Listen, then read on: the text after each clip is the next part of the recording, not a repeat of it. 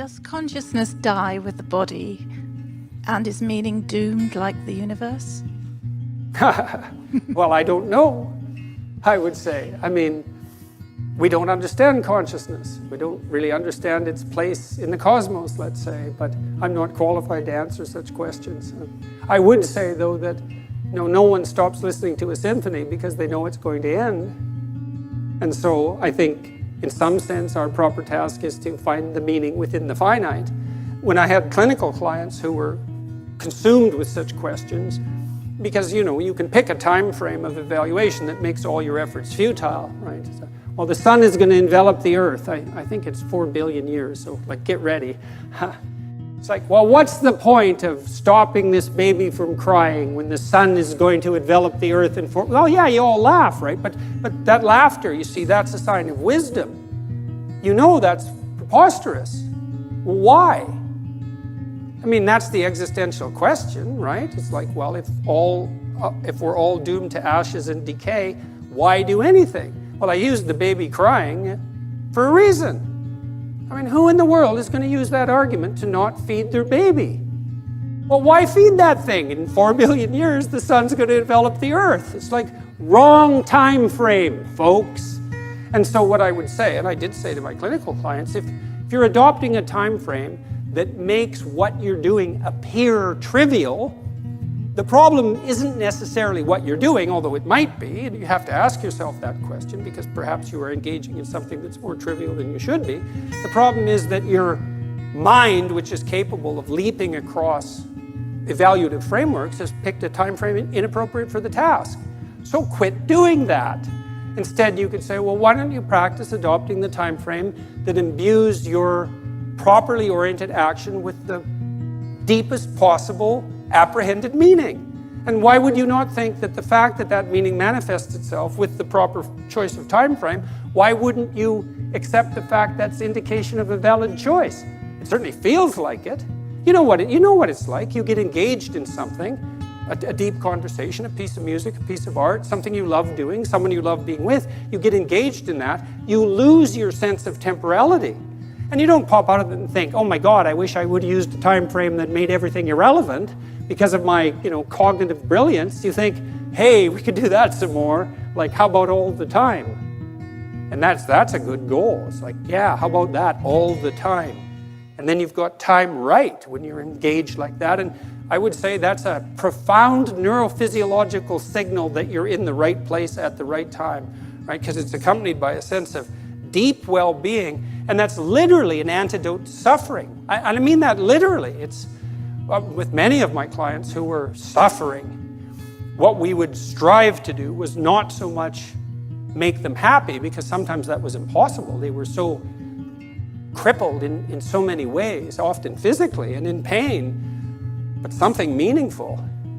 That would keep them going and keep them from straying and keep them from thinking homicidal and genocidal thoughts, all of that. And meaning, that's the antidote to suffering. And the question is, well, how is that best to be found? Well, that's an empirical question. You have to look in your own life and see where meaning glimmers and then pursue that. Right? That's what Harry Potter is doing, by the way, when he's chasing the snitch. Just thought I'd let you know. And you win the game if you catch that thing. Well, that's not exactly right. You get 100 points, but it'll do. So, another question. How about you? Hi, thank you very much for the lecture. You talked a lot about meaning, both from perception and in music and art. What do you mean by meaning? What is meaning, and where is its source? Meaning is implication for action or for reorganization of the perceptual frames that frame action. So there. Is that the sole aim of is that what you find in art and music? Yes, in complex ways. I mean, in music, you find this demand that the music lays upon you to orient yourself in relationship to this harmonious interplay of patterns. And you might say, well, why is that meaningful? Well, that's a good question. Well, it's because you're acting out something like the adaptation of your soul to the structures of reality itself. Now, it's done very abstractly because the patterns of music are not precisely the actual patterns of the world, right? They're abstractions, but it's play and representation, and it's art. And so you're acting out the process of optimal adaptation at a very high level. When you think what people are doing, imagine a Viennese waltz, so you have this unbelievably well-trained orchestra. They're all emitting patterns like mad, and they're playing while they're doing that, putting little twists on the patterns so that they're a little novel, a little interesting, even if you've heard the music many times. And you have the conductor who's keeping all these specialized subsections operating in harmony, and then you have the couples dancing, and they're trained to do that, but they're cutting the rug, in the same way. They have their moves, and they're trying to impress each other, and there's a mating aspect of that, and they're all doing that harmoniously, and it's a complete vision of a ordered society, right from the subatomic realm, let's say, all the way up to the cosmic realm. That's all taking place in the dance. And people don't know that, but, well, they do know it too, and they know it in that they're acting it out. And there isn't anything, in some sense, that you know more deeply or believe more deeply than that which you act out. And you're not smart enough to understand the full totality of your actions. I mean, we're not transparent to ourselves. We act out all sorts of things that are stunningly brilliant without realizing it. And it takes, in some sense, it takes often untold centuries for us to figure out what we were doing and why. And so that happens to you, in your own life when you have a flash of insight into your own behavior. That's why I was doing that. It's like, well, you were doing it. Why didn't you know? Well, you're complicated. You're really complicated and certainly not transparent to yourself.